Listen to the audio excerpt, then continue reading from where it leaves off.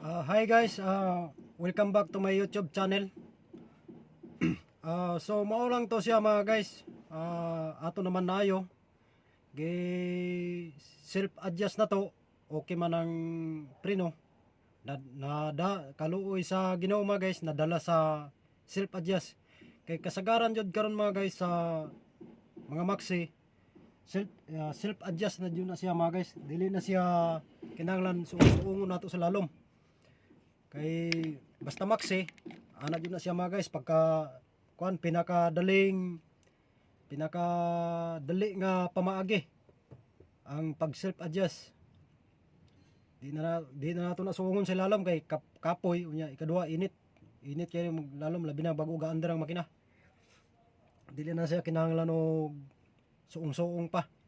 Diri na lang ta diri paandaron lang ana. Tamak brake, down maxi, regondo, ana lang na siya mga guys.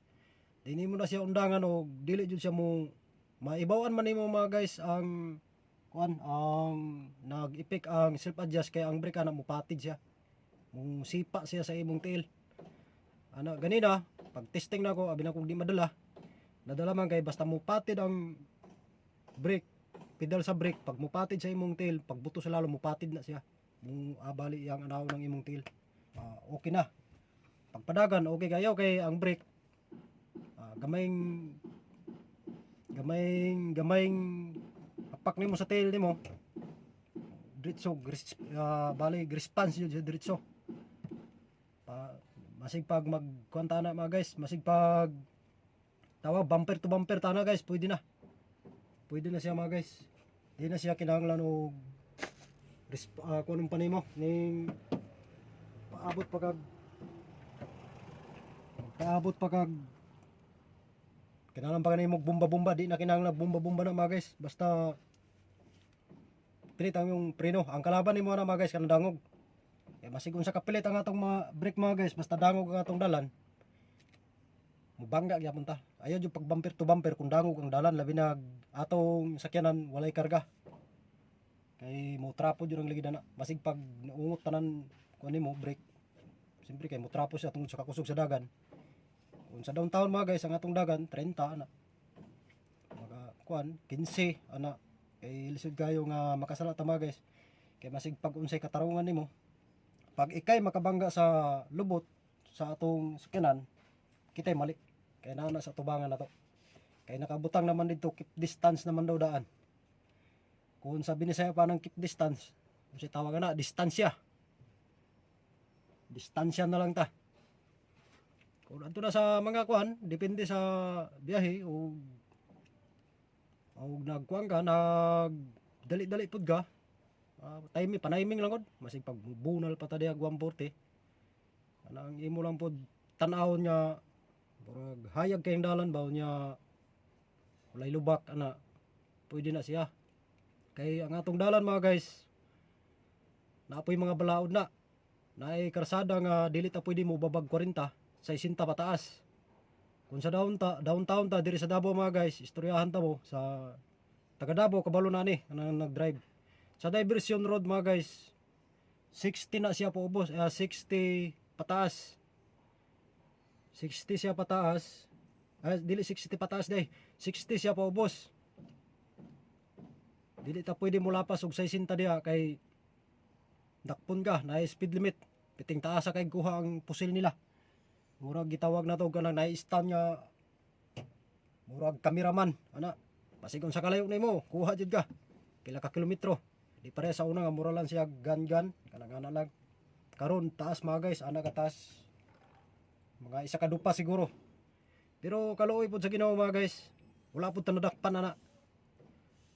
Ang pinaka-importante mga guys, kabalo po ta sa asay mga speed limit nga, asay mga usay balaod sa speed limit o asa nga karsada po di apply nimo nga inguna nga speed.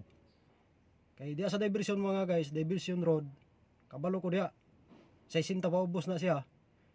Pwede na ka maglatos-latos diya mga guys kanang di pa ka makita. Di pa ka makita ka na ni kurbada man na diha dayon pababa diha sa Crocodile Park. Kurbada na diha, pwede ka mo buylog yan sa babaw. Pag abot gini nimo diha nga naida ko nga kabaw diha, minor na ka diha kay kung di gani ka magminor diha, sigurado ticket. Ang 80 ang imong dagan reckless na sa kuan sa ilahang kuan dire, ilahang balaod.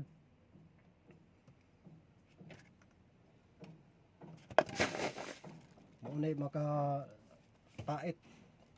Pero og kabalo ka kung sa downtown ta moagi, lahi ang diversion, lahi ang speed limit dia, lahi pud sa downtown. Kanang sa sentro na kayo 30 na siya, ubos ang dagan dia. Dili man ingon nga perfecta, nadakpan na pud ta tungod anang magpaabot og truck ban nya ay gitawag og balaod pud diri nga no parking along the way. Basta masakpan ka diha, masigon sa katarungan nimo, labi na LTO. Ako nakadakop sa kuha na kaisa LTO, masigon sa og pangatarungan, tikitan yun ka. Mao na nga kung matrakbanan manggaling ta, ayaw jug parking diha sa mga naigitaw na mga signage nga nakasulat nga no parking. Masig pag unsa kahawan, ayaw jug parking diha. Kay siguradog maagyan ka sa gitawag na to speed highway patrol LTO, dakpon yun ka. Ora natikita na punta na. Mahal ba yung violation na mga guys? Pero katong ako gihangyo na ako, ibutang lang sa kwan, kay wala pud ko kabalo. Mahangyo man na mga guys, imo lang ipabutang sa violation nga pinaka list nga violation sa LTO 1,000. Pero kung kana nga mo na matikit sa imo nga di nimo hangyoon, pati mahala jud.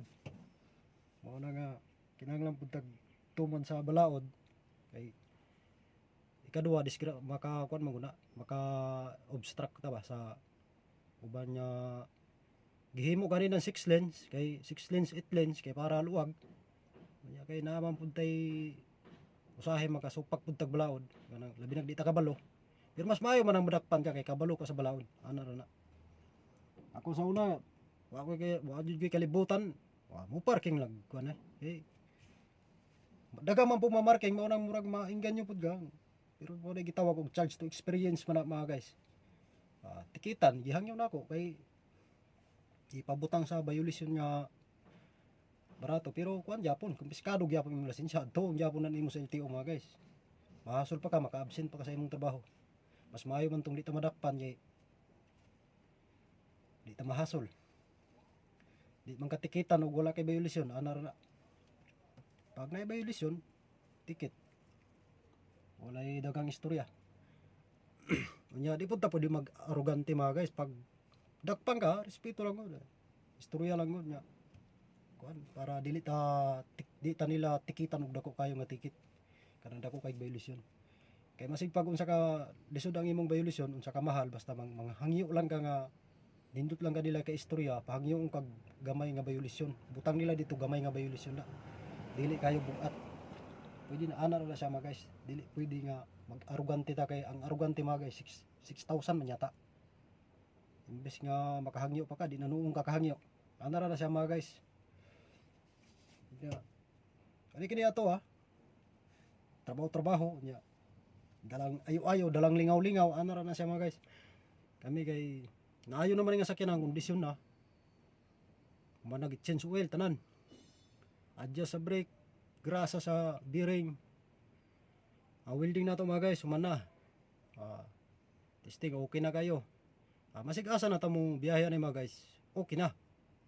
Di na tawa na tay kulba. Di na kulba ang biyahe na to kay nakasiguro na dili man ingon nga 100% kay masigon sa ka kuan sa truck. Tay panahon, dili tanan panahon maayo. Pero bintahan na lang yun na nga ligon-ligo ng imong sakyanan. Imo nang importante dia brake. Okay na mga guba dia uban. Kanang mga ginagmay lang nga guba, okay na siya mga guys. Karang makadagan pa pero brake gani ayaw na lang padagan ang imong sakyanan. Wala nga ni na ang brake kay makadamay pa kag uban. Kay kung gamay pa ang daot sa brake, masig pag ingon tag gamay na ng daot ana, mulala man na ang imong pugson. O dagang salamat mga guys. Salamat sa nagasuporta ubang nagasuporta sa wala pa ni suporta. Salamat mga guys. Kay nakabalo ko sa puhon-puhon, musuporta ra mo. kay di pa kayo tailado. Dili na lang ako tason mga guys. Daghang salamat. Palihog na lang og subscribe, like and share and hit the notification bell aron ma-update mo sa atong mga bag-ong video nga pagabuhaton. Salamat.